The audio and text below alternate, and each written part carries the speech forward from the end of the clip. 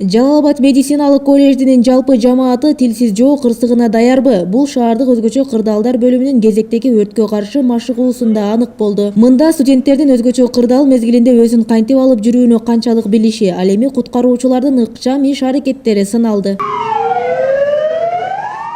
Күтүлбөгөн коңгуроо кагылып, имаратта өрт чыккандыгы кабарланды. Көз ирмемде өрт өчүрүү кызматы жетип келип, өз ишин баштады. Баса Жалал-Абад медициналык колледжинин кире бериш тосмосу ОКМдин унаасынын киришине бир аз тоскоолдук жаратып калды. Андыктан окуу жайдын жетекчилиги тосмону жаңылай тургандыгын билдирди. Соңунда өрттүн алдын алуу бөлүмүнүн кызматкерлери студенттерге жарандык коргонуу тууралуу түшүндүрмө беришти. Эске сала кетсек, Жалал-Абад медициналык колледжинде буга чейин өрт кырсыгы катталган эмес. Ал эми шаардык өзгөчө кырдаалдар бөлүмү жарандык коргонуу башчысынын буйругу менен мындай машыгууларын байма-бай өткөрүп келишет. Бул маселе кечээ эле каралып чыккан биздин чарба жетекчиси менен.